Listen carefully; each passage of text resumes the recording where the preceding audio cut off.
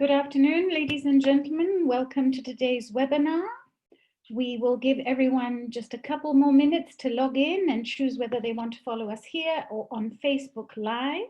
And so as we wait, I hope you're having an enjoyable mid-August Friday afternoon. And thank you for making the time to be with us.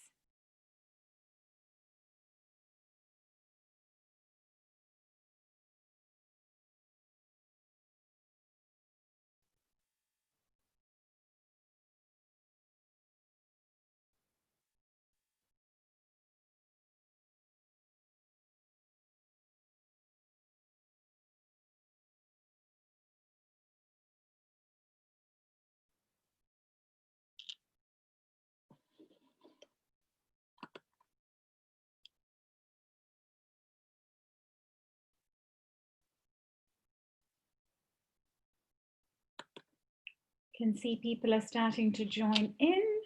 Thank you very much.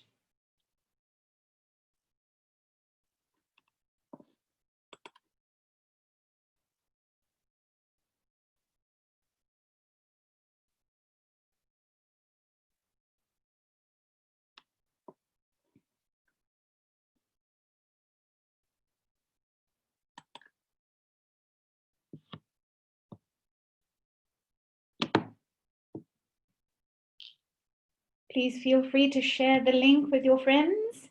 Make sure everybody knows that we are about to begin.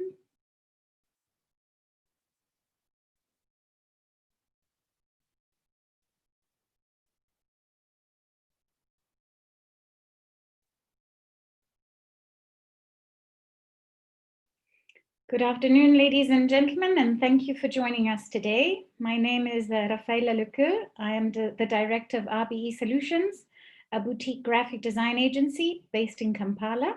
We are members of the Sunrise chapter and are happy to be with you today as your host.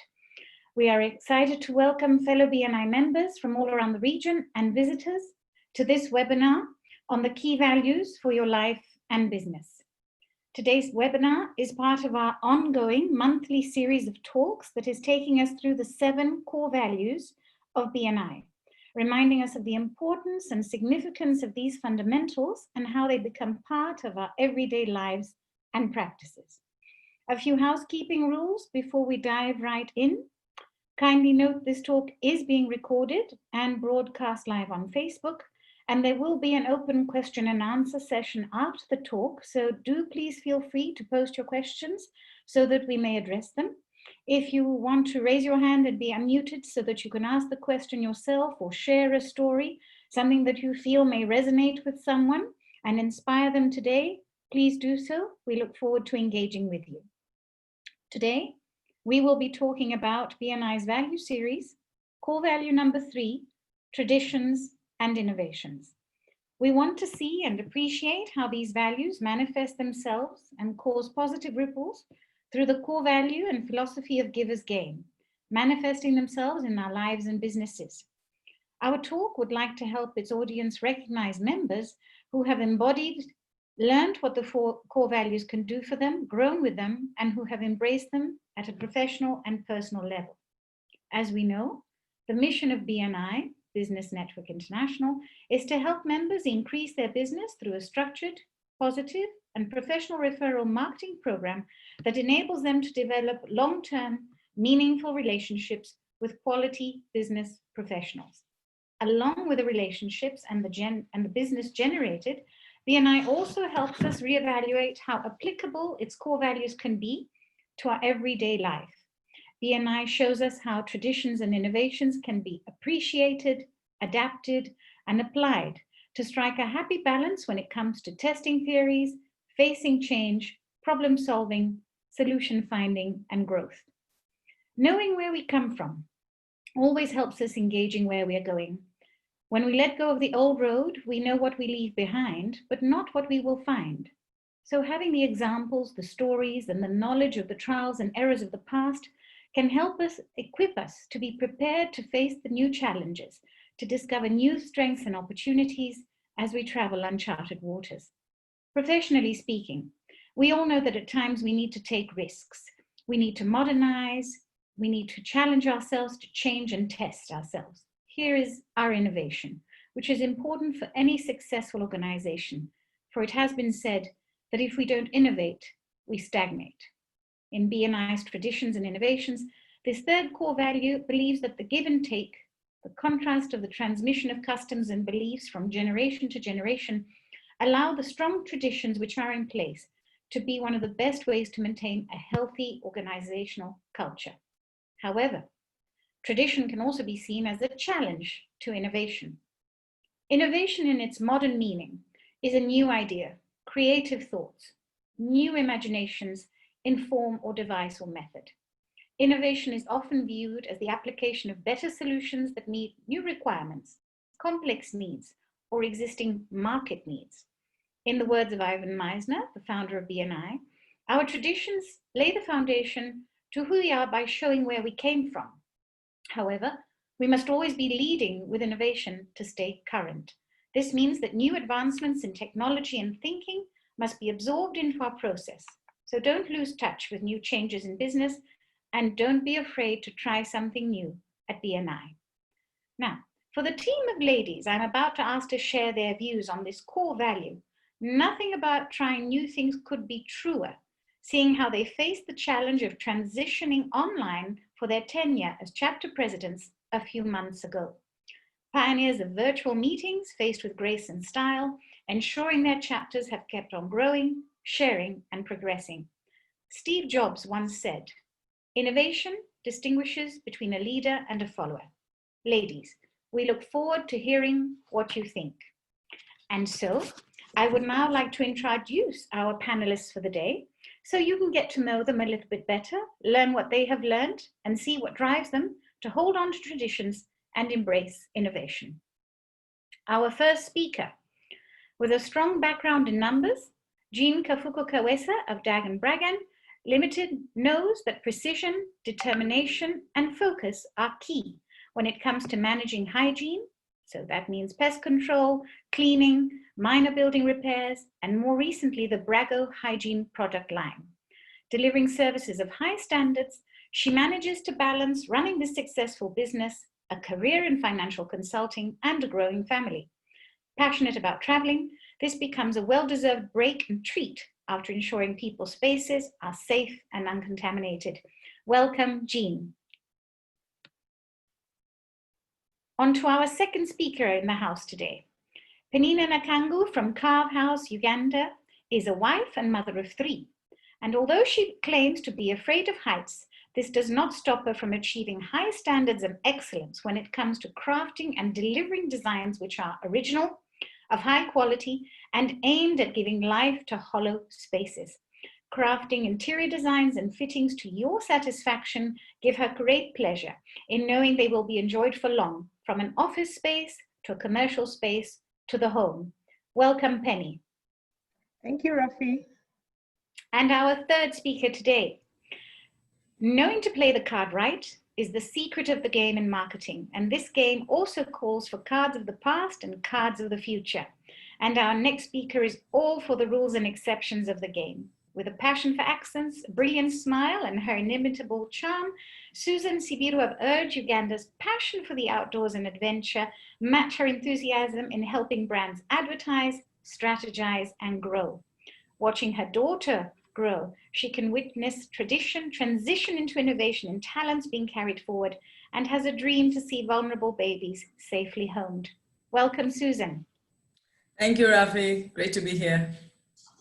Nice to know. Thank you. And now, allow me to start finding out how today's value applies to these members' lives. Jean, I'm going to start with you. May I please know, what does this core value, today's core value of tradition and innovation, mean for you? Thank you very much, Rafi, for that introduction, and thank you to everyone who has joined us today on this webinar to find out more about what this core value means to us, the core value of tradition and innovation. And to be very honest, when I first joined BNI, I felt like it was an oxymoron, because traditions is in the past, innovations is in the future. I just felt like, how are they even in the same sentence? But then, of course, I did a little bit of studying and I got to know that, yes, they can be, because traditions really means just maintaining a strong organizational culture, while innovation means doing that while remaining current. So that was the theory. It didn't really sit well until I had the experience that Rafi just touched on in the introduction, when she talked about the online platform that we had to adopt, that we had to adapt to our meeting agenda. So just from experience, I will let you know that the 20-point structured meeting agenda that we use in BNI really is the tradition that I want to touch on as an example to show how, what I really feel about the core value of traditions and innovations. So this 20-point structured agenda has been proven to maximize business paths in any chapter.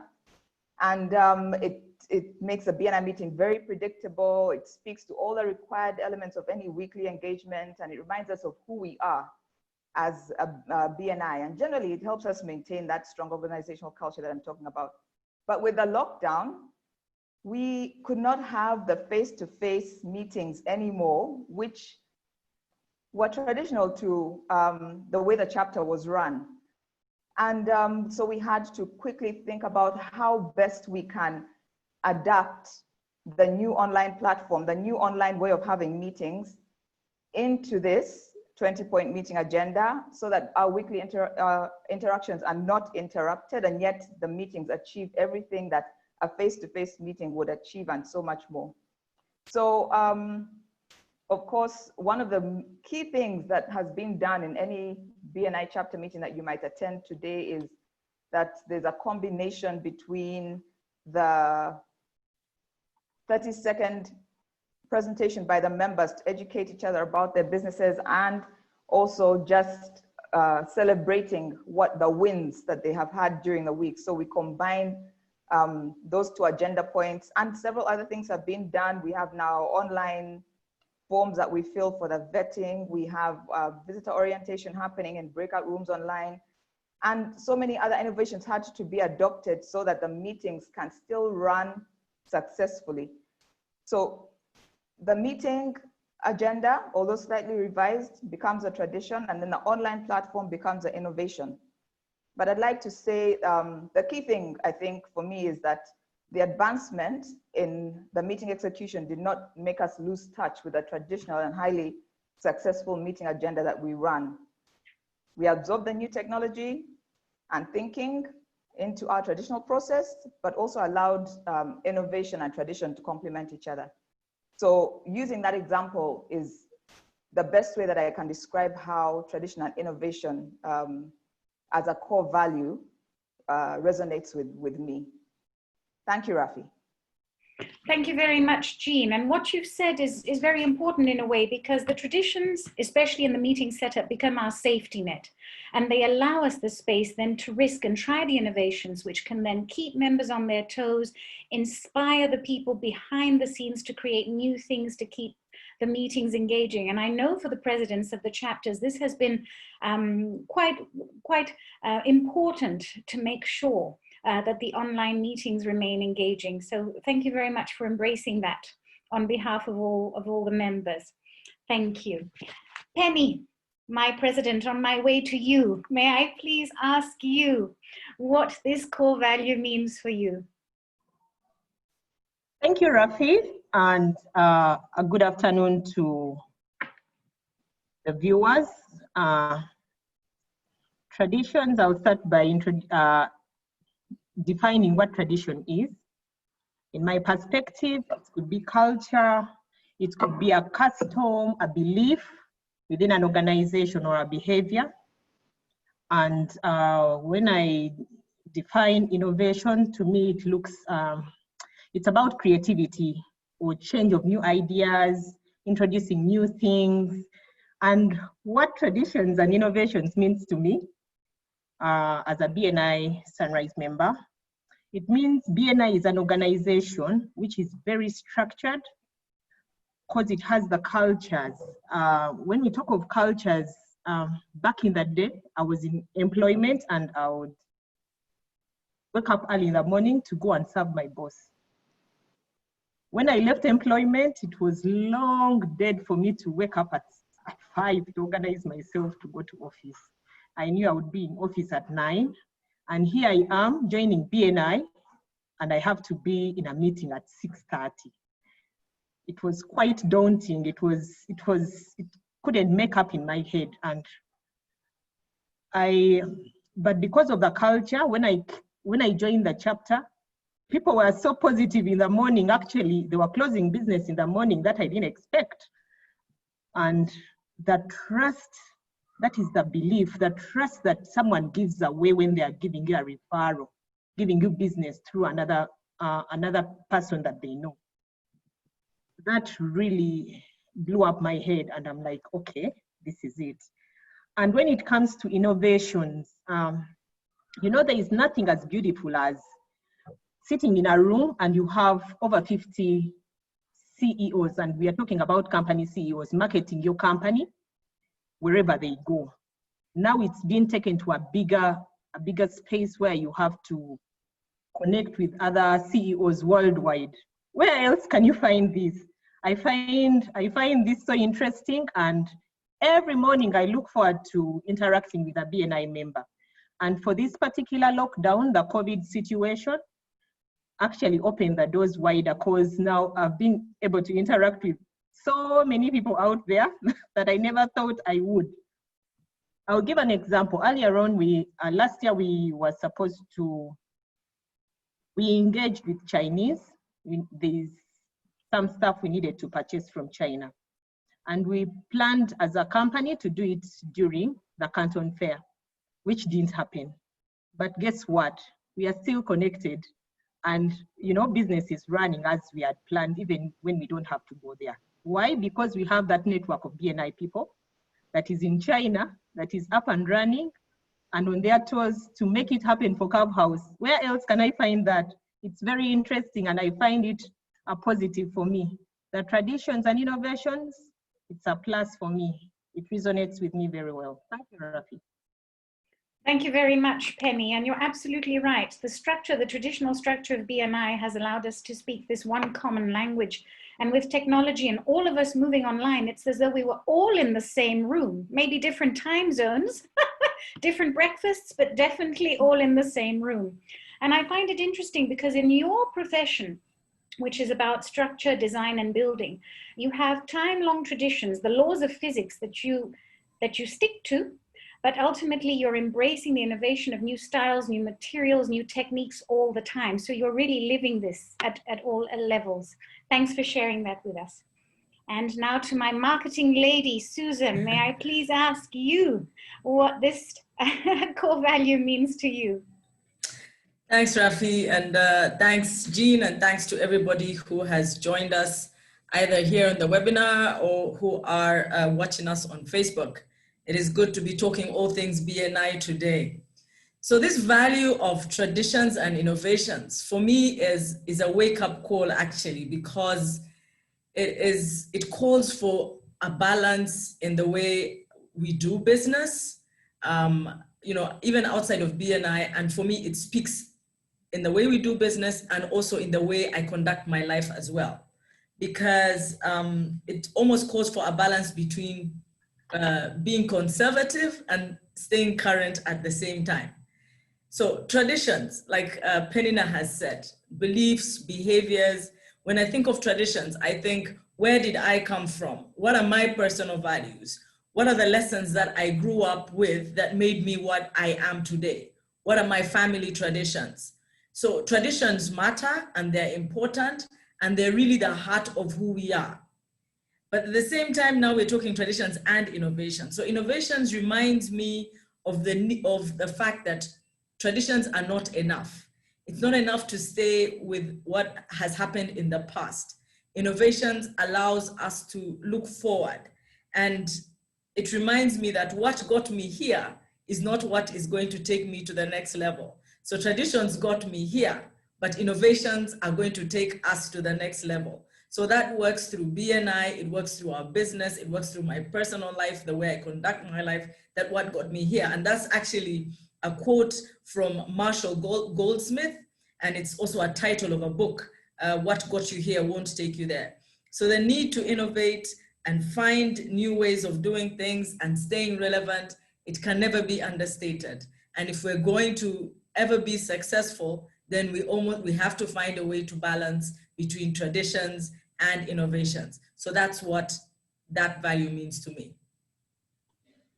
Thank you very much, Susan. It's almost as though you'd packed this suitcase of treasures, isn't it? The suitcase remains the same, but what's inside keeps on changing as you add layers and layers through the experiences, what you learn, and how you adapt, because the human spirit is so resilient.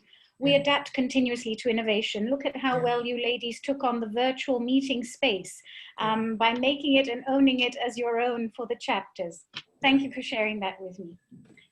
To our audience, do please remember to take notes. Make sure you are thinking about the questions you have. If you have stories to share, we are waiting for those at the end of the questions. I'm now going to move on to my second questions for my lovely ladies.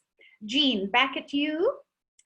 I would want to know, traditions, are these peer pressure from the past or a valuable lesson to carry forward?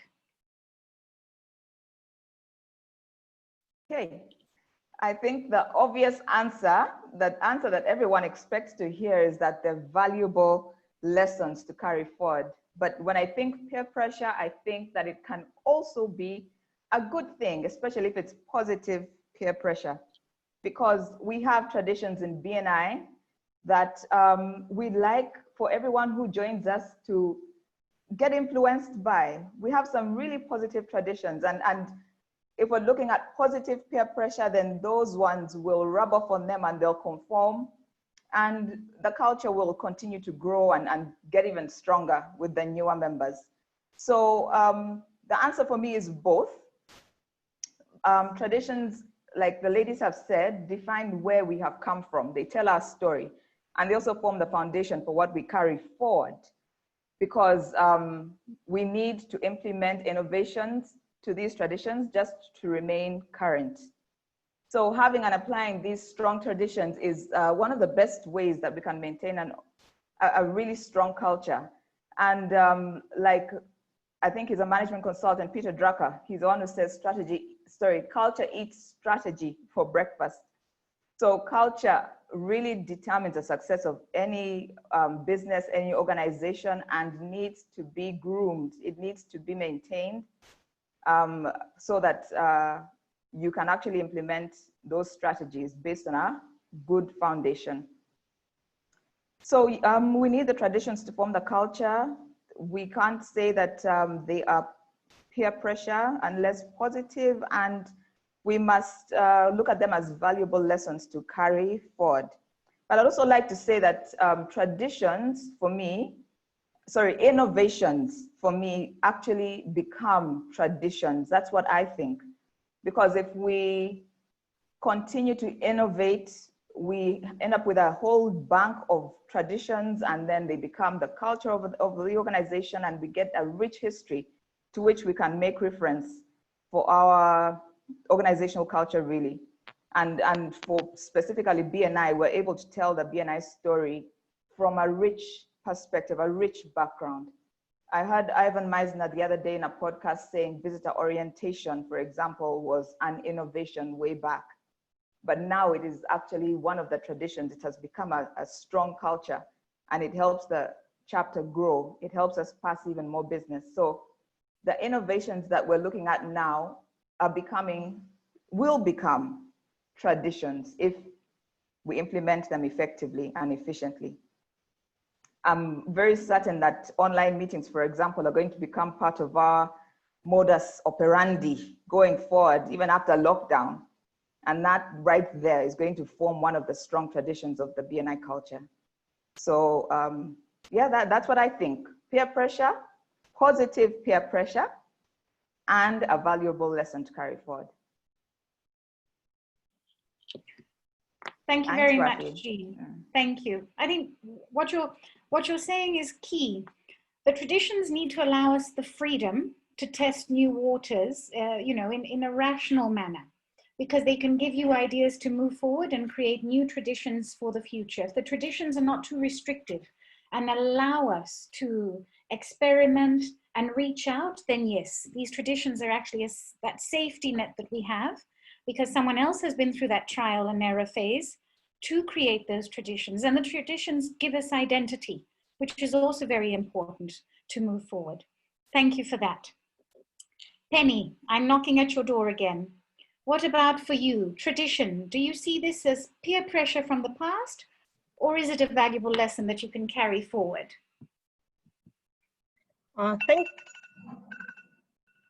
Thank you, Rafi. Sorry about that. Thank you, Rafi. Like Jean said, that there is positive peer pressure. I would say trainings are positive peer pressure, because some of us were long out of school and we had left formal employment many years ago. So there was nothing like training as CEOs, but we kept thinking we knew it all. So here we are in BNI, where training is a must, it's a tradition, and you know, you even earn points and it contributes to your performance at the end of the month. So that I call very positive. Well, but also valuable lesson to carry forward from the traditions, because of those cultures and beliefs. They carry so much that we can incorporate into our businesses. For example, if you look at the structure of BNI, I've been able to incorporate many things that I've learned from BNI into the daily running of my business. I'll give an example. When I joined BNI Sunrise 3 years ago, we were at the verge of looking for a sales team, and we're looking for only 2 people, but reliable ones and very consistent. And then I was introduced to BNI. When I got there, I met 13 people. And I was like, okay, I was looking for 2, but here I am in a room of 13. Oh, that makes a lot of sense. And I don't have to pay them, but they are there, they have my company at their fingertips. And through the interactions that I had with the members, I just realized that my company name back then was not making a lot of sense to my market. They would forget it the moment I turned my back, even after doing good. We are into interior fittings. And even when the building looks so beautiful, once it's done, because someone cannot remember your company name. Then it was Molida. And everybody kept telling me, you know, they kept advising me as CEOs that I think at this point you need to change your company name. If I marketing you and I keep forgetting and asking you, what is your company name? What is your company name? Then how about the client? They would want to give you more business or refer you, but they cannot recall the name of the company. So that's it.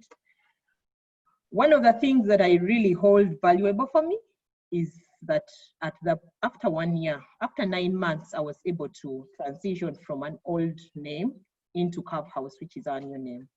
And I've seen it stick in there and map itself on my market, which I really feel is a positive. And secondly, when you look at CEOs, very few of us appreciate the value of learning and improving ourselves many times. Yet we are leading a whole lot of employees behind us. So this valuable valuable lesson that I get from BNI traditions has been manifested in my company, because what I learn, I take back home. And at my company, we speak BNI. We have that Thursday for BNI, where we go through a training, a podcast, and then you see your employees picking it up and appreciating it. And it has transformed my market and the way we do our things back in the office. So yeah, it has, if it's positive peer pressure, that is very okay. but it also carries a lot of water with valuable lessons for me. Thank you, Rafi. Thank you very much, Penny. Two very interesting things that really stood out for me. And it's interesting to see how the BNI core values are all interlinked and create all the inceptions of different levels. Because when you talk about this positive peer pressure, what you're also referring to in a way is accountability. Because if the CEOs who had become your sales team were sharing their pearls of wisdom from their experience and advising you to change company name, that's a big gift. That's a very big tip. It's very big support that people are giving you. And at the same time, the fact that we are back at training, learning how to relearn things, to grow stronger, also makes us accountable to ourselves and the system that we are working within BNI. So it all actually adds value in the long run. Thank you very much, Penny. Susan, you constantly play with the new and old and refining ideas and taking old and needing to make it sound new and fresh. And that is very often a challenge in this ever-changing world. So when you're trying to make magic, starting with tiny, tiny, tiny drops of information, which is what sometimes clients only give you, for you, traditions, are these peer pressure? Do you feel the need to break free, or are they a valuable lesson to carry forward? Thanks, Rafi. I think there's Jean and Penny are literally leaving me with nothing to say because they're exhausting all the lessons that they had to share. But I will add and say that it can be both. And that's not a bad thing, because if peer pressure leads to positive output, then that's not a bad thing at all. It's really not a bad thing at all. That's what Penny has called positive peer pressure. Because it's true that even when you're working, say, with a client's idea, that many times you may want to introduce something new. But even when we're working with clients, we always start with the history. We always start with who are you, where are you going, what are your values, you know, what has made you. It's very important that you never lose touch of the client's history, the client's personality, simply because you have a new idea that you're bringing on board. And you must always see that you weave them together. You weave them together so that you don't lose, because that's the identity. That's really the identity of the client's brand. And it is true that traditions can become outdated and they can be really irrelevant. We have worked with clients that there are some traditions that are now irrelevant and outdated, but they're still holding on to them. But you see, they carry valuable lessons if we're able to review the why. What is the why behind those traditions? And you know, in BNI, everything starts with a why. You know, like, why are you in business? Why did you join BNI? Why? So if we review the why behind the traditions, it provides, that's where you're able to have a foundation for innovation, which we talked about earlier.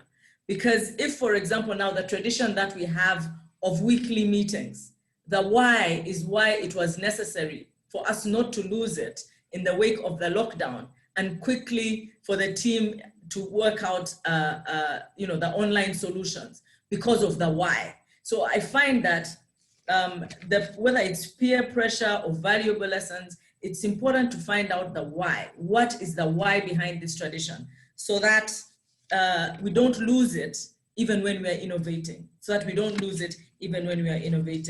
And so I think with that said, it is really important for us to review, to see that traditions exist for the right reasons, and that those reasons are still relevant, you know, whenever we're doing the review. Because if the tradition no longer serves its purpose, then I think it must be discarded for something better and something new. But you see, very many times you can get stuck. We've worked with clients who are stuck in tradition. They're so stuck in tradition that it has become impossible for them to break forth and to release new opportunity for growth, because they're thinking that this is how we did it 20 years ago, and this is how we're going to keep doing it, and yet the times have changed. So that is negative peer pressure, because they're like, how will people see that I no longer do this thing? And yet it's now time to move forward, as long as you know why you had those traditions, but it's time to innovate and introduce something new. Thank you. Thank you so much. Thanks, Susan. It's finding that happy balance, isn't it? Because sometimes it's like the disgruntled teenager who says, why, to the parent who's been through it all before and does have some valuable lessons to share.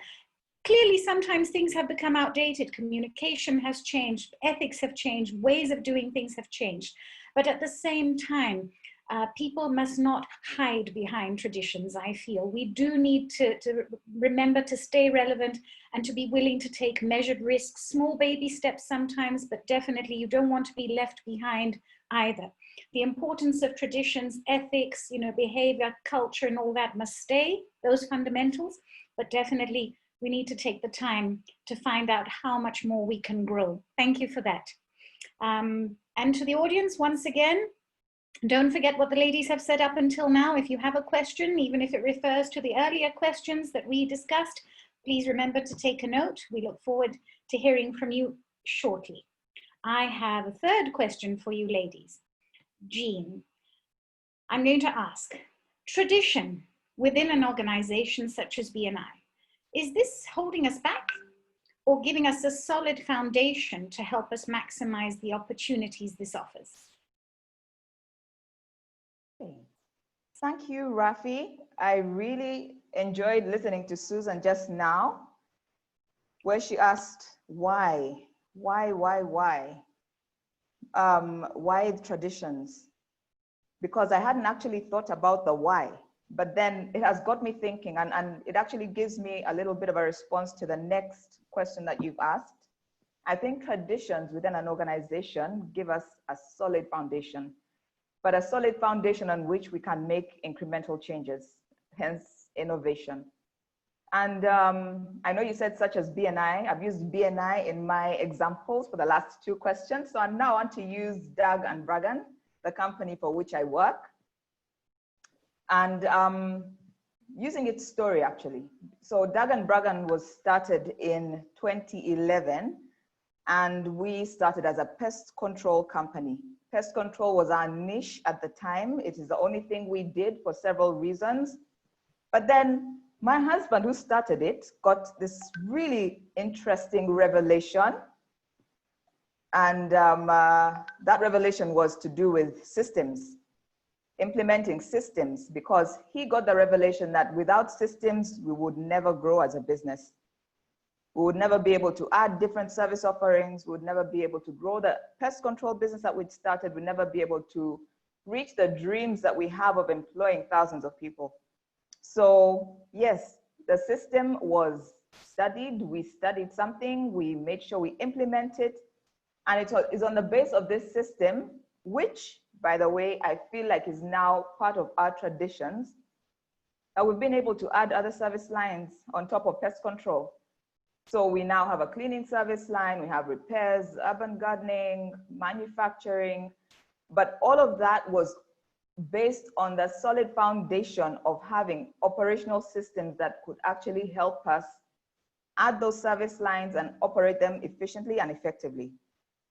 And we've been, I think we've taken advantage of several opportunities that have come our way with confidence, without fear, because we have a system that can actually run these opportunities, that can actually help us exploit these opportunities, maximize the opportunities that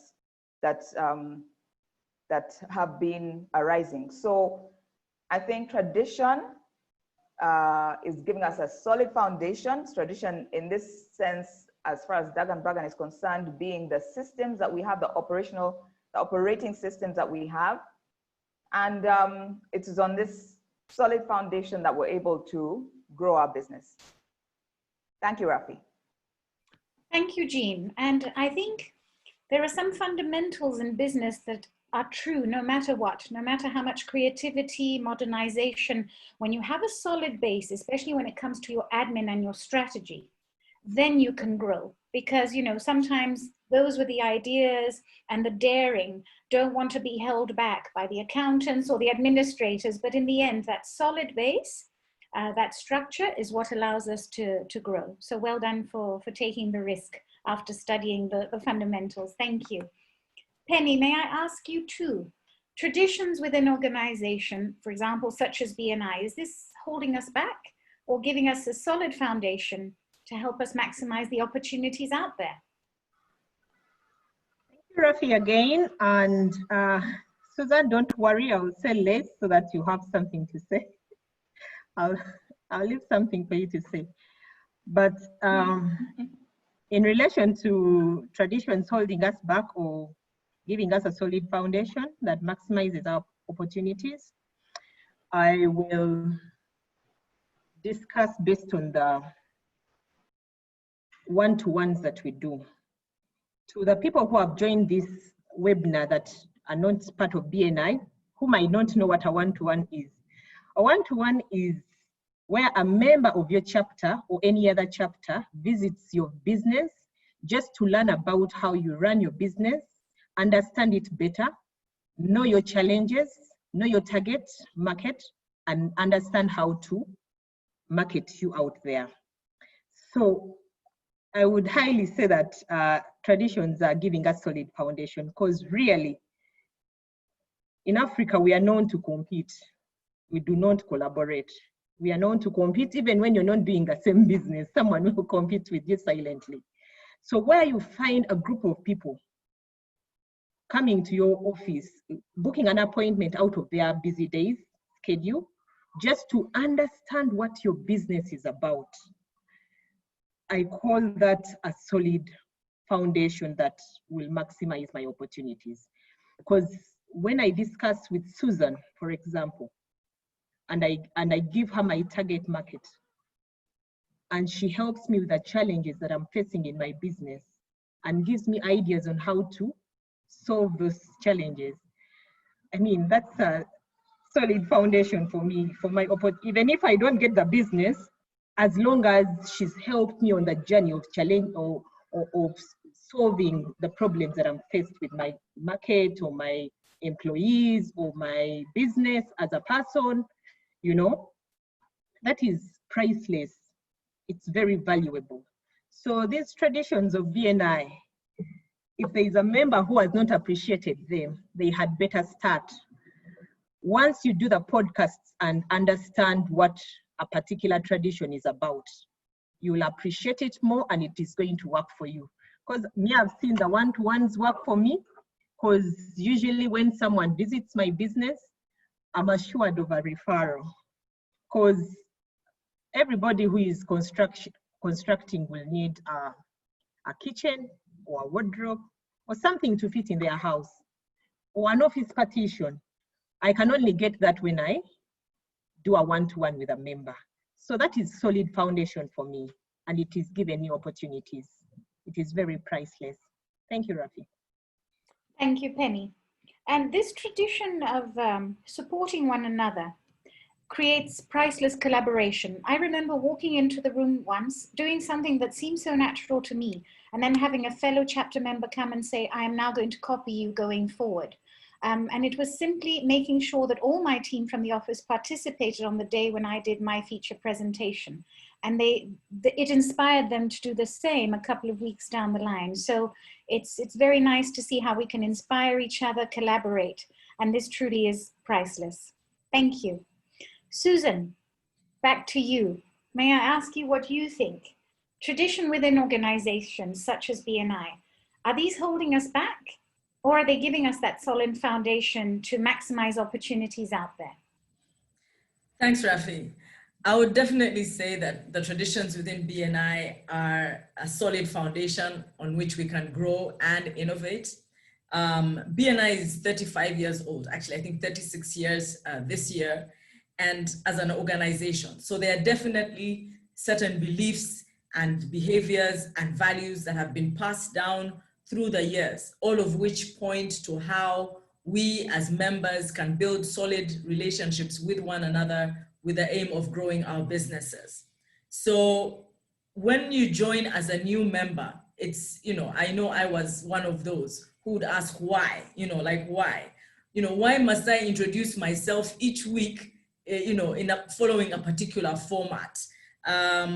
Don't people know me already within that chapter? Why must I stand and say, hi, my name is Susan, and this is my company, and this is what I do? Why? It's almost, like Jean said, it's almost predictable as to what it is that we're going to say. But as you stay longer in the chapter, which is what Penny referred to, you actually realize that these traditions help you refine. They refine your pitch. They refine the way you introduce yourself, not only to BNI members, but to your family members, to other people outside. They help you to stand in an elevator, and in 40 seconds, you're able to tell somebody exactly what you do fully, so that they actually understand what you do. You become better at educating others. So it becomes a value proposition. So in this case, the traditions actually become a value proposition from which you innovate. Penny had to change a company name. There are other members who have had to change their product offering completely because of the same traditions of BNI. So they become a foundation from which they are able to innovate and improve the business and their problem-solving abilities. Even traditions like the bio sheet, the agenda that we follow every week, like Jean said. Why must we do this every time? Why must we repeat it like this every single time? All that has been proven to maximize the business. So you begin to appreciate that even in our own businesses, that we must have a repetitive way of doing this. There are people who become bored with this, like, why must we always have our meetings this way? But you see, that agenda, when you look at the why, you realize that there is value to it, and you use that as a platform to now innovate and improve the meetings and add value. But when you actually haven't lost the actual the tradition that you have in mind. So for me, I would say that those traditions, I was one of those skeptics when I joined, because sometimes I'm one of those who doesn't like to be held within a box. I want to be free, but then as of now, I totally appreciate the value of traditions in an organization because they are such a value add. Thank you. Thank you very much, Susan. I was almost waiting for you to say rules are meant to be broken.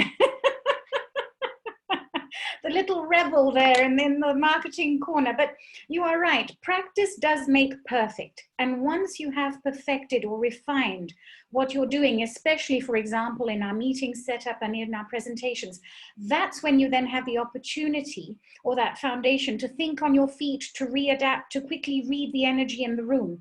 For example, in some of our meetings, I've seen our president launch, something very last minute for the weekly presentation of members.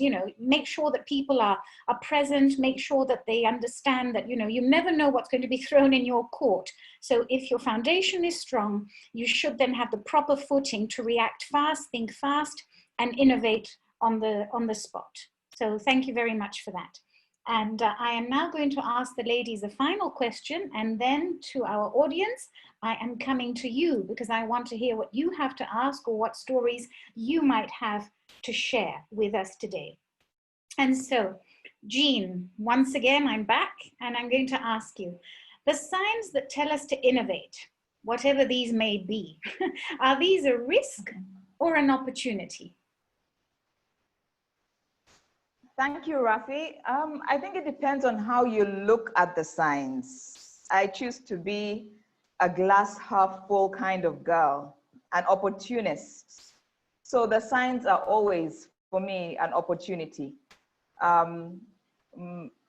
My husband said when I brought this to him at some point, maybe a month ago or so, he said the signs present challenges, but then you have to turn those challenges into opportunities, which is very similar to what signs are definitely an opportunity.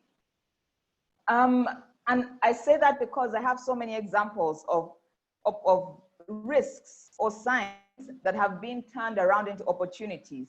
For example, the meeting format.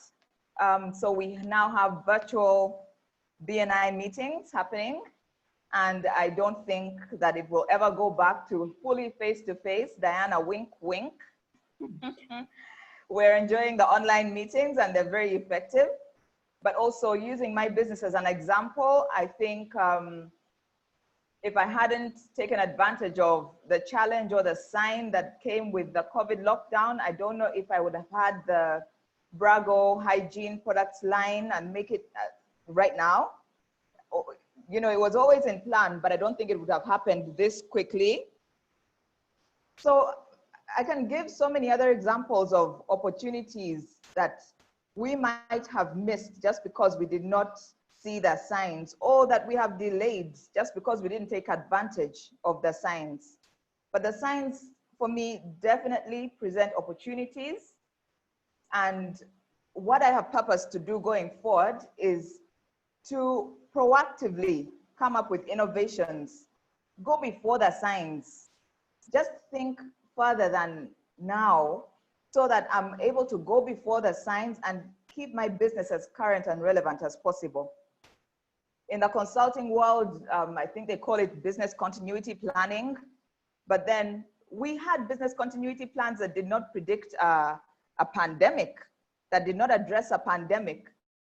So we need to do more than just business continuity planning. We need to sit down and think, go before the signs, but the signs definitely present opportunities, but we need to go before the signs. We need to think, what is the world going to be like in future, so that we are always ready to take advantage of anything that comes our way. That's it from me. Thank you, Rafi. Thank you very much, Jean. I see you're celebrating Carpe Diem, seize the day with that glass half full. We need to make sure we take those opportunities because we never know what life and business will throw at us. And so absolutely, if there's an opportunity, we need to seize it and we need to adapt. And if possible, see the signs even before they manifest themselves fully and try and beat them as well. Thank you very much. Penny, may I ask you, the signs that tell us to innovate, are these a risk or an opportunity? Thank you, Rafi. I think it's twofold. Risks, it could be a risk because not all the changes that come with technology are very good, especially when it comes to health. A lot has been left to be desired because a lot of developments in technology have really affected our health. Or if something is overdone, you could, I'll give an example. If someone is over expanding because of the technology, you lose control of your business. So it can be a risk. But on the other hand, it can be an opportunity because there's a lot of creativeness, which makes it easier or quicker when you're doing your things. You can do the same thing in a quicker way or a faster way or an easier way. Lately, I see because of the innovations that are around, work has become more interesting. And this helps us, especially as parents who are nurturing our children, to take on the businesses for the next generations, to appreciate, because now the children we have are more into technology. They don't want that, hustle, So because of the advancement in technology, it helps our children embrace better the kind of work we do and also pick interest that they'll use when they eventually roll out to take on the business to the next level. So I think the signs that tell us to innovate, they might be a risk if you do not control yourself, but they come with a lot of opportunities. If you embrace it, understand it, and use it in a positive way, it can have several opportunities for your business. I will give an example with BNI. When I was rolling in to the Sunrise chapter, little did I know that I'll never be a president. That is an innovation for me. Because even in my house, I'm called president. At office, I'm called president. I don't even know what will happen after my tenure has ended because I never thought it could come with such a package. And it has helped me embrace so many things. And it has helped me open up I never knew I would be very patient with people. I've learned to have that positive attitude whenever I'm approached, no matter how many times I have to repeat myself. Thank you so much, Rafi. Thank you, Penny. So apart from needing a t-shirt that says President for Life, what you're trying to tell us is that, we need to take measured steps. So even if the opportunity comes, you're thinking, ponder it well, plan around it, because you always need to be ready for outcome A, B, and C. So targeted, measured steps. You don't want to grow too big, too fast, too soon, too nothing, as we say in RBE as well. So we need to, appreciate the opportunities for what they are, but make sure that we manage them well. Thank you. Susan, now I hope you've broken out of that box for this final question, because Yeah. I want to know these signs that tell us to innovate. Are they a risk or an opportunity? And I think, like both Penny and Jean have said, that they are both. They are both a risk and they are both an opportunity. Anytime you set about to introduce change, that is to innovate, it is a risk. And why is it a risk? Because change has risk elements attached to it, but also because human beings, by our very nature, we are averse to change. I once worked in an organization where an investment of $1 million became a white elephant. It became a white elephant because the human beings that were supposed to work that technology simply refused, and they sabotaged it until it died. And so they just simply, so it is a risk, but it is a risk that must be managed. Because the opportunities are immense. The opportunities are immense for that change, for that innovation. And so, we've given the examples of BNI. Imagine if a scenario where there was lockdown and the meetings shut down completely. That would have actually meant the death of BNI. So it was a carefully managed, it was a risk. People could have said no. Maybe some people actually dropped out of chapters. We don't know whether everybody adapted to the technology. It was a risk, but it was carefully managed. And now look at the opportunities that we have. Even this webinar now, we never used to have webinars before, but now we have webinars. We're able to attend meetings all across the world. We're able to meet new people. So the tradition of meeting was kept, but we are just doing it differently.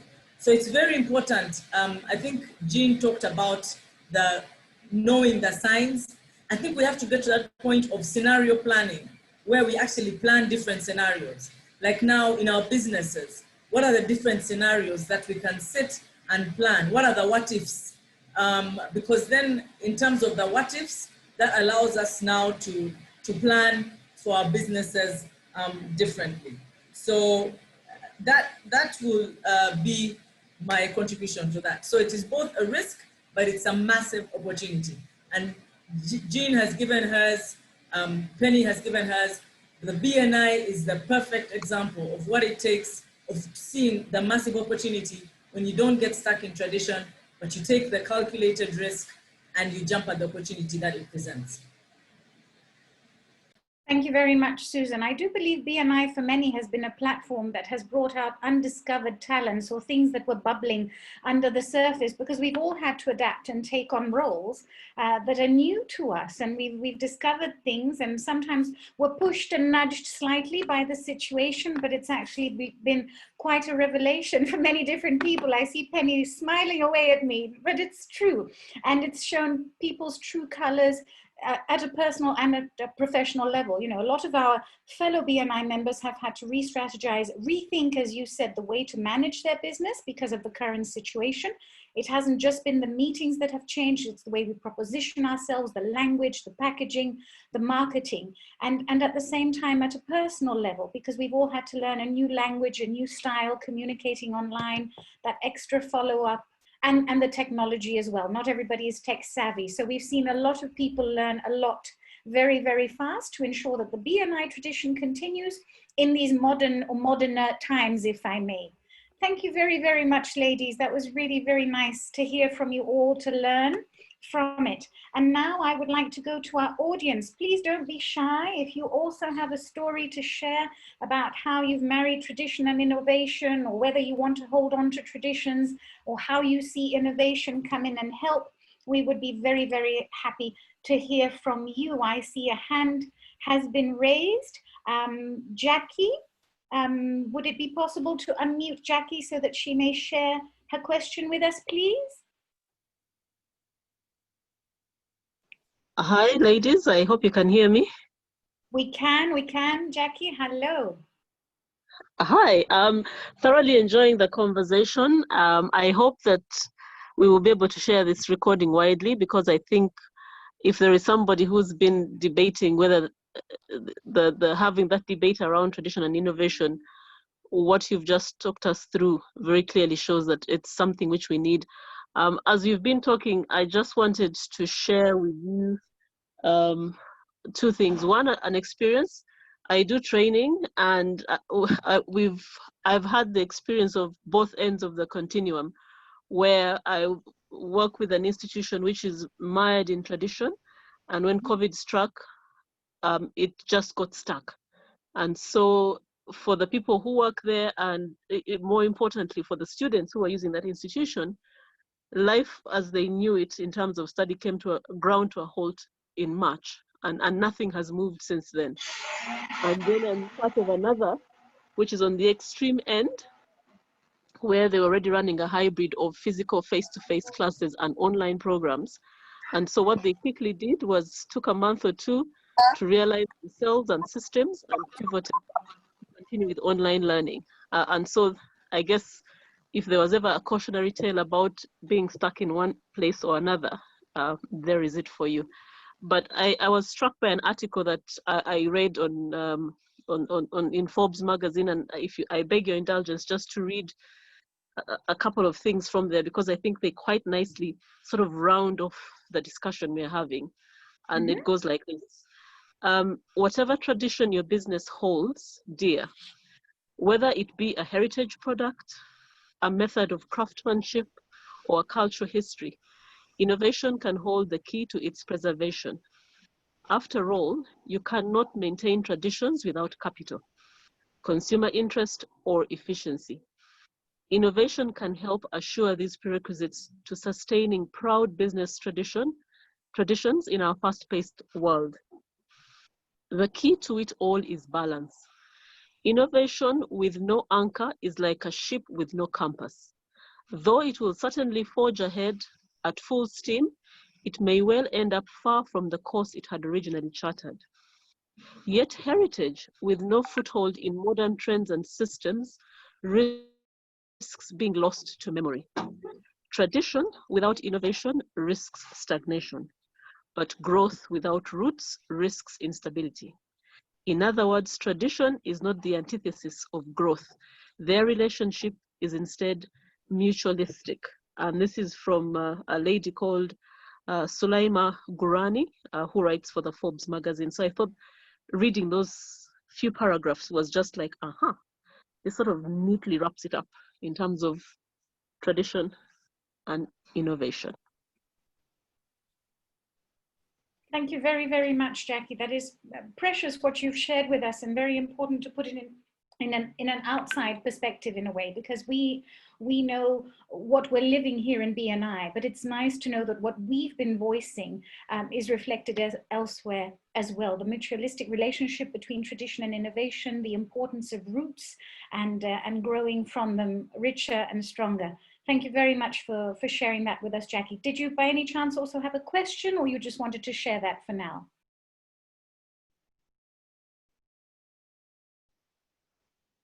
Just wanted to share that for now. I didn't have a question. Thank you very, very much, Jackie. I see that somebody else has raised their hand, and please don't be shy out there. Do share with us, do ask questions, and may I please ask to have Ariho unmuted so he may ask his question or share something with us, please? Oh, yeah. Unfortunately, I am not here to say a question, but really to thank Jackie for that, what she read, and to also agree and to share maybe a bit of a personal story, because at the beginning of the lockdown, we were, caught off guard, because it was the change that chose us, not the change that we chose. And as you ladies have been discussing, I thought I had this brilliant new revelation that Jackie showed me, that really indeed someone else had captured it. What came to my mind is that without tradition, without tradition, organizations find it very, very difficult to innovate. Because you need, what innovation does is it helps you to scale what you've been doing traditionally.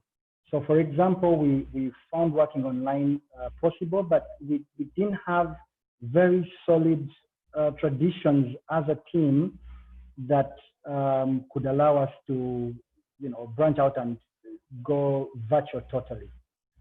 So we've had to make the calculated risk again of coming back into the office,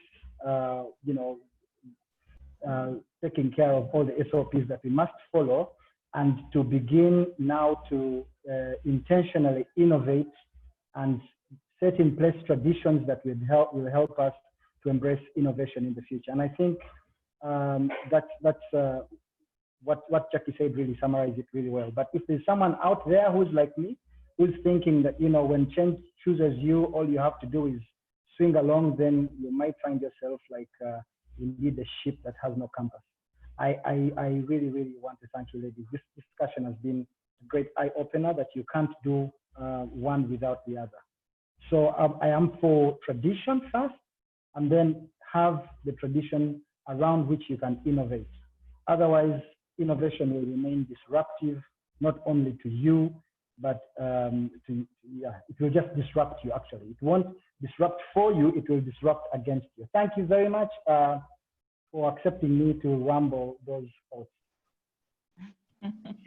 Thank you very much, Ariho. We enjoyed the rambling, because in the end, it's good to know that, the reality on the ground is, as you said, the change that chose us. And it did take a little bit of tweaking and adapting, and people needed to see how they were going to work around it as individuals, as leaders, with their team, with their clients, with their audience. So absolutely, it's good to know that we all realize the importance of the balance, and that sometimes it takes a little bit of moment to find that balance, but the important is to stay focused and move on. So thank you very much for sharing that. To my panelists, if you wanted to respond to the people who shared stories, please stop me from rambling and let me know. Otherwise, I am now going to ask Joan, who's raised her hand, to share her thoughts with us, please. Joan? Thank you, Rafi. And hi. Hi, everyone who is on the call. I guess I'm just going to continue with the rambling. But the thing that I want to celebrate in BNI during this season is the tradition that is tied around our core value on lifelong learning.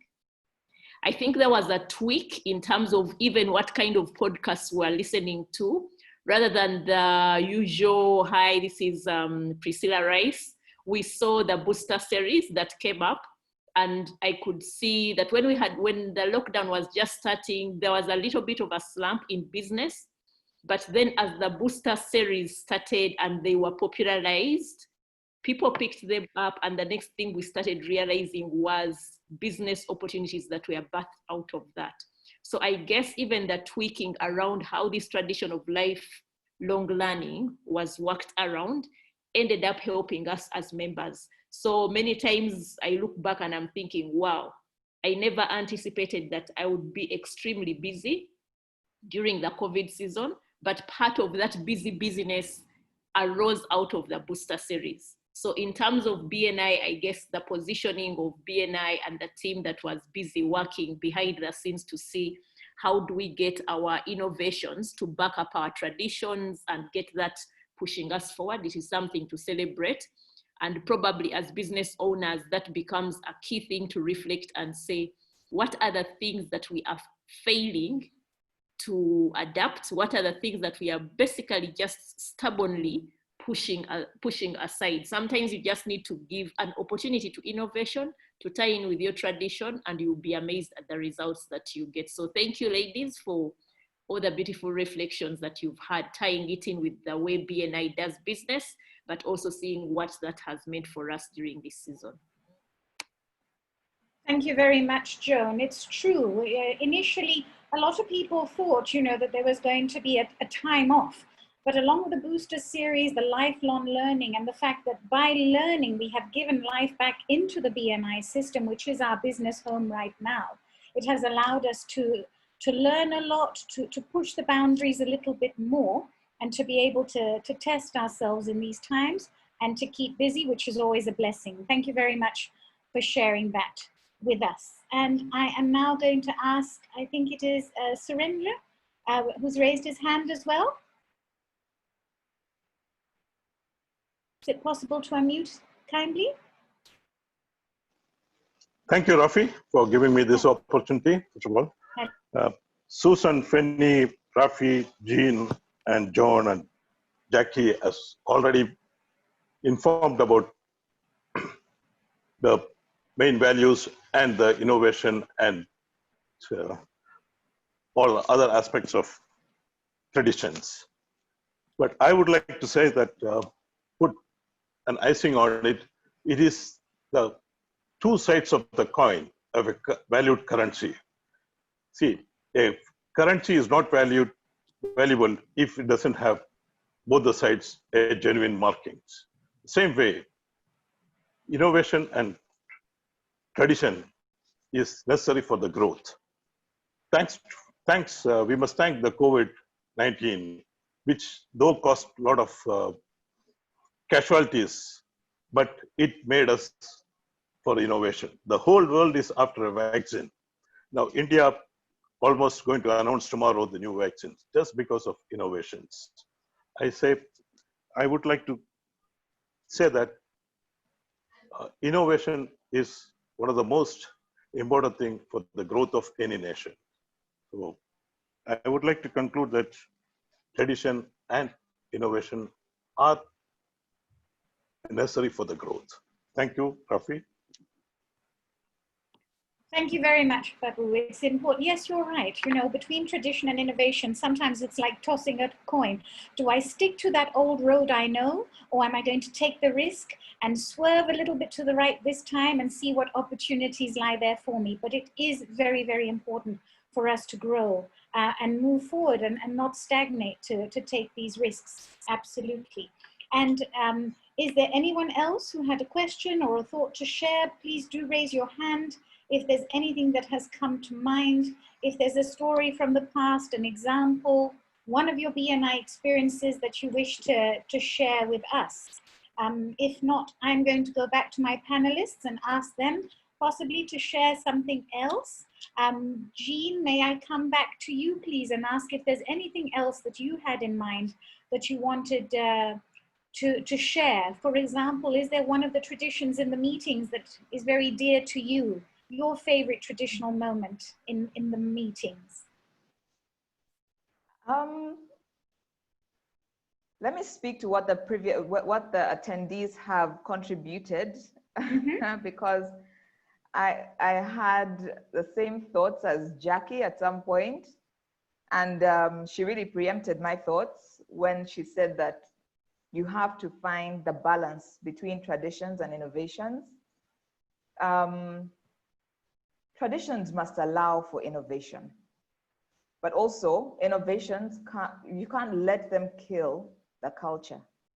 And just like Jackie and Ariho have said, I couldn't have said it better with the quotes, with Ariho's rambling, I think they hit the nail right on the head, because these two things have to coexist. They have to complement each other.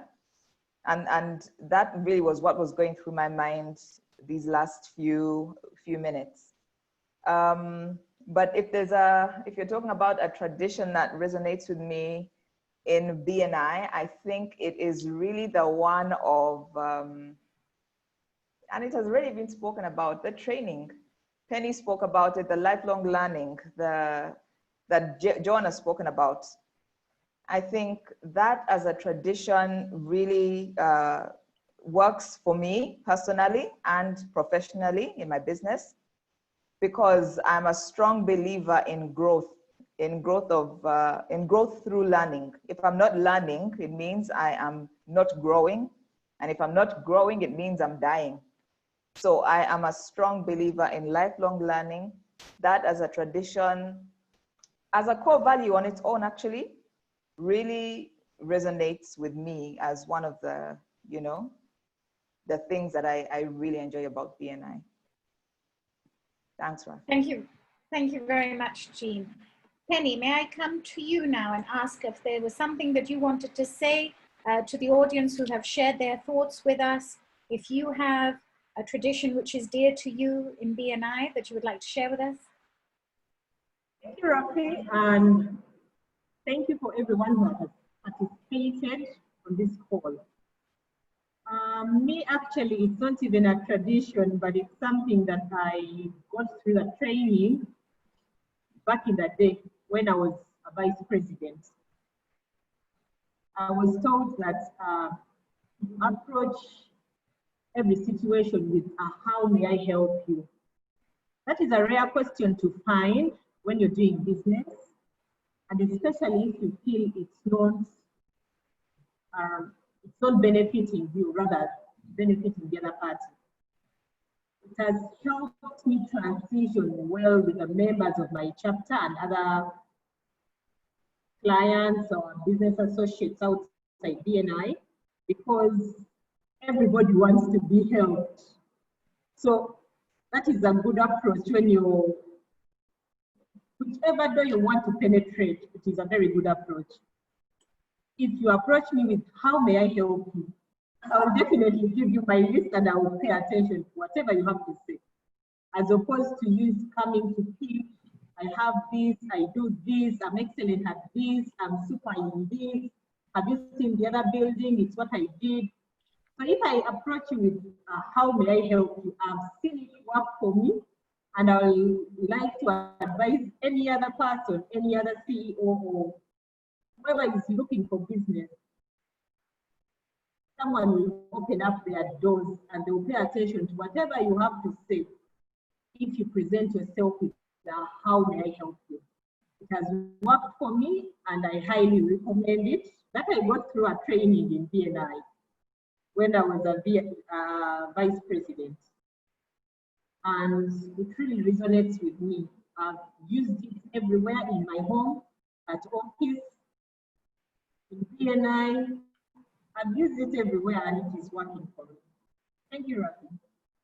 Thank you very much, Penny. It's something so small and possibly so simple, but as you said, it can definitely open doors, because, sometimes people don't know how to ask the question. And if you reassure them by making them understand that you're there to help, it can definitely open up a whole communication channel. I have a very silly example to share. One of my family members never drinks coffee at the end of a meal, but every time I ask and say, would you like coffee? And they always say, why do you keep asking? And I always answer, you may surprise me one day and say yes. So we should keep on asking even the simplest of questions and be ready to be surprised. It definitely helps. Thank you very much, Penny, for sharing that. Susan, may I please come to you and ask if you had any thoughts to share with what you've heard so far, or anything else that you wanted to gift us with? No, I think I like the way the conversation has, it's just, it's one of those moments of reflection, really. And, when Jackie was talking, Ariho, and I'm glad that the conversation has allowed for that moment of reflection, even for us as we were preparing for this webinar. And I think what I would like to say is, when you look at the why of traditions and the people who set them, maybe those who've gone before us, it's always in terms of setting a better future. When you look at innovation, it's always, the thing is that if you do this, you're going to do this better. So again, so the end in mind for both traditions and innovation is a better future, whether for our lives, whether it's for our personal lives, whether for our businesses, the end in mind is a better future. However, so we don't reject traditions, but when change comes to us, when change, and I think what Jean was trying to say, let's not wait for change to come to us. Let's see if we can plan for the change. But you see, there are situations that will be forced upon us. And at that point in time, it's then when you realize that you must allow yourself to suffer the discomfort of change so that you work towards a better future. So it's important to always keep the end in mind, which is a better future. If you think about that, then innovations will come easy in the wake of maintaining the roots in our traditions as well. That's what I'll add. Thank you very much, Susan. I see that Surendra Babu has raised his hand again. Is it possible to unmute him kindly? Yes, Rafi, if you recall, Yes. I would like to stress on innovation. If you recall, a year back, almost a year back, we had face-to-face meeting at your office. Yes. Okay. Now today I am locked down in India and I am able to talk to and interact with the whole team. Just because of BNI innovation. So this is the right example, and we can wait for 5G for more advanced meeting will be taking place. So that is innovation. Thank you, Rafi, again. Thank you very much, Babu. In fact, we've missed you in town. We can tell that you're not around. We hope all is well, and we hope to see you very soon. It's nice to know that you've joined us thanks to the innovation and technology and the adaptability of the system. Susan, were you raising your hand? Yes, I forgot to add the tradition that I like, that one of the traditions that I like about BNI, which is accountability. The tradition of accountability, because in marketing we know that, and anyone in business and in planning, we know that what gets measured gets done. So for me, it resonates with me because every week, every month, I must give an accountability of my investment in BNI, of my investment to others in BNI. So the accountability then reminds me, because even in life, we must hold ourselves accountable. In our businesses, doing business without a form of accountability is not business. It's really a hobby. So for me, the tradition of accountability, and I remember we were vetting a new member, and we asked for, there's a certain requirements that we asked for, and she asked why, and we tried to explain the value of that tradition of asking for certain information from her as part of a tradition of BNI. And she simply did not get it. She simply did not get it. And why she didn't get it, I think, is because what she didn't understand is that BNI, the tradition is we give, and as we give, other people give us. The givers gain philosophy. That is really a tradition that, if you don't understand it, BNI can become very hard for you. It's a tradition which you can't understand. I thought I came here to get business. What do you mean that I've come to give people business? So she didn't get it, and she chose not to join our chapter. So I think it's there where you realize that, you can explain it, but sometimes you must be willing to say, okay, I am going to stick to this tradition because it is a proven tradition, and other people who will accept it will come and do business with us. So that's what I wanted to share. Thank you very much, Susan. And BNI also tries to be sure that we are all as protected as can be, because we're all putting our businesses out there. So someone who's willing to join, would understand the need to be able to share what is being asked for. It's important because the legitimate businesses are all putting themselves out there, and we all need to work as a team. So that is indeed very, very important. And As a Secretary Treasurer, if I may share, the tradition that is dear to me is also accountability, because we're all working for a common goal. And my favorite moment in the meeting is when I read the names of people due for renewal. I am so happy when people then reach out to me for the renewal form, because it means that the tradition keeps on going. People are willing to renew themselves, not just as members, but they believe in the system, they want to stay on, they want to grow, they want to keep going at it. We have a few minutes left. Is there anyone else from the audience who has anything else to ask or to share? Babu, I see your hand is still raised. Was it from before? Oh, Did you no. have anything else? Yeah, No, it was, you're done. Nothing else. No. Okay, thank you very much.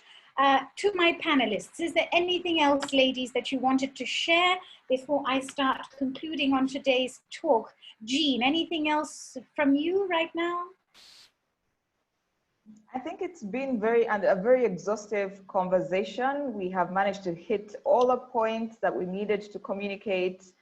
And I just want to say thank you to everyone who has contributed. You have added to my knowledge as well. Although I came ready to talk about traditions and innovations, I have learned so much. And I think many people will say the same. Thank you so much, everybody, for listening, for joining, and for teaching us. Thank you. Nothing else, Rafi. Thank you. Thank you very much, Jean. Thanks for being a panelist with us today. Penny, anything from you, my president? Thank you, Rafi, and it's been quite an interesting engagement this afternoon. I want to say that BNI is full of interesting moments, and you can never stop learning. I'm so overwhelmed by what people have shared. If it wasn't for the webinar, maybe I would never have gotten to hear that. BNI is such a platform that is so, it's infinity. You can't end it, you can't gauge it. It has much more than what we think we are getting into when we're joining. I just feel every other moment when I'm doing anything for BNI, I just keep going and on, I can't stop. It's good that it is very structured and you have to be within timelines. Otherwise, I would take a whole day and night without getting exhausted. It's such a nice platform. I would highly recommend it for any company CEO. Thank you. Thank you very much, Penny. It's true. It's not just the business element, even the booster series that we've all been listening to. They were brave enough to show moments of vulnerability and how people worked around them and adapted and found new footing to continue. So BNI is much more than just the business network itself. It does give a lot to all its members. Susan, may I come to you and ask if there's anything you'd like to say before we wrap up for the day? No, I think it's really that for us as business owners to just look at the BNI example. BNI has gotten this far through traditions and innovations as a core value. And I think it's just a reminder for us as business owners, what are the traditions in our companies? What are those things that we hold dear, that are the ones that are the pillars that are going to keep our companies going for many years? So I think it's just a moment of reflection for us to actually say, how do we actually implement this in our own businesses, in our own setups, even in our families and other things that we do aside from business? Because like we've concluded that without the traditions are the diving board for innovation, and without traditions, we can't actually grow into successful businesses. So that will be my parting remarks. Yeah. Thank you very much, Susan. Indeed, we all need to hold our breath, dive in, and be brave and find ourselves at the other end of innovation. Thank you very much. And now, ladies and gentlemen, as we bring this session to a close, I would like to thank our members and visitors for joining us and for participating in our talk. I would like to thank today's speakers for having shared their precious stories with us, for in this culture of sharing and reciprocity, we all gain, we all learn, we all grow. All that we have touched upon reflects itself in the BNI core values and in the Givers Gain philosophy. I would also like to thank Mr. Jude Chigozie for handling the back end and all the technicalities, and our National Director, Diana Nsima Chibuka, for inspiring us and organizing today's talk. To our visitors today, if you wish to find out more about BNI and its philosophies and why we stay and why we grow and why we enjoy it so much, do please join in on our weekly meeting. And so, ladies and gentlemen, let us remember that traditions are our foundation, while innovations are our opportunities. Always keep your feet firmly planted with your traditions while you reach up to the sky to create innovation. For today's innovation is tomorrow's tradition and sets the way for the future. Thank you again very much for spending part of this rainy afternoon with us, for enriching us with your presence and stories. And as we bid you a good evening, please stay safe until we meet again. Thank you very much. She comes, eh? Which chapter?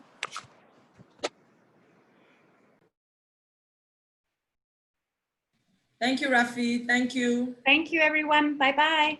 Thanks, guys. Thank you. Till next time. Thanks. Thank Bye. you all. Bye-bye.